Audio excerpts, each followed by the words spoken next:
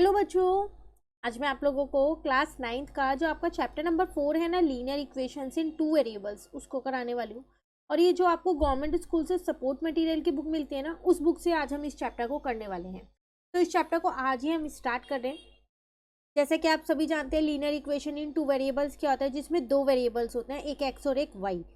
ठीक है, और उसकी लीनियर इक्वेशन आपको बनानी है। अगर हम उसकी जर्नल फॉर्म की बात करें तो वो a x plus b y plus c is equal to 0 उसकी जर्नल फॉर्म होती है।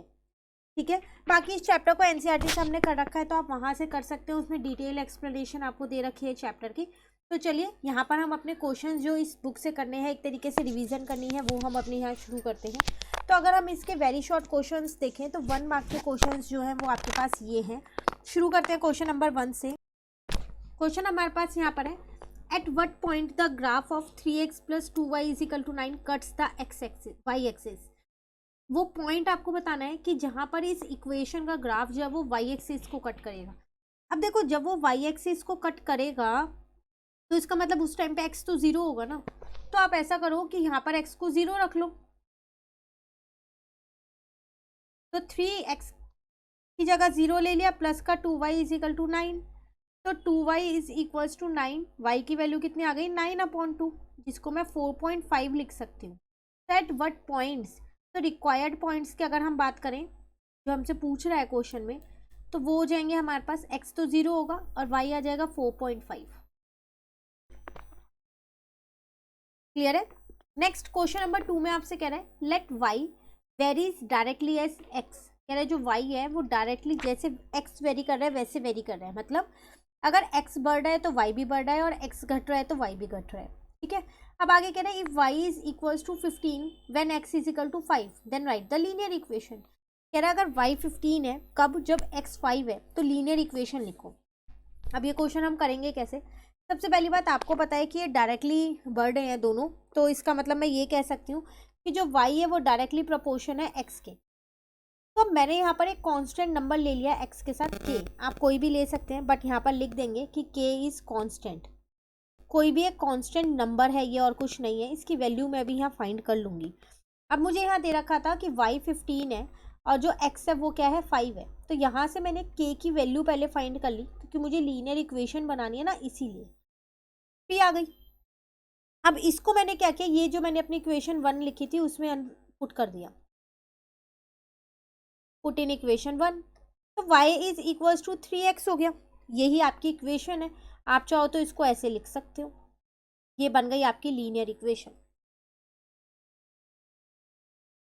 क्लियर। क्वेश्चन नंबर 3 में आपसे क्या कह रहा है, write the point of intersection of the lines x is equal to 2 and y is equal to 3। सिर्फ पॉइंट लिखने हैं। आपको वैल्यूज पहले से ही दे रखी है, एक तरीके से सिर्फ कोऑर्डिनेट्स आपको लिखने हैं, वो लिख दिए। ठीक है।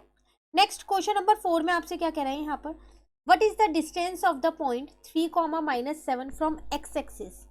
x एक्सिस से इसकी दूरी बतानी है, तो डिस्टेंस कभी भी नेगेटिव में तो होगा नहीं, तो इसका डिस्टेंस हो जाएगा 7 यूनिट।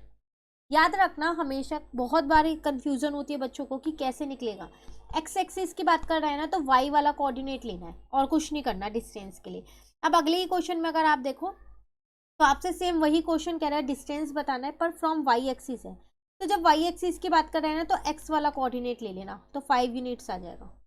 पर नेगेटिव साइन कभी मत लगाना, ठीक है, क्योंकि डिस्टेंस कभी भी नेगेटिव में नहीं होता है। क्लियर। चलिए क्वेश्चन नंबर 6 पे आते हैं। कह रहे एक्सप्रेस द लीनियर इक्वेशन। आपको एक इक्वेशन दे रखे हैं, in the form of ax plus by plus c is equal to 0 and this indicate the value of a b and c। पहले इस इक्वेशन को इस फॉर्म में लिखना है, तो लिख देते हैं। तो √2x हो जाएगा, माइनस का 5y हो जाएगा, और माइनस का 4 हो जाएगा, इज इक्वल टू 0 हो गया।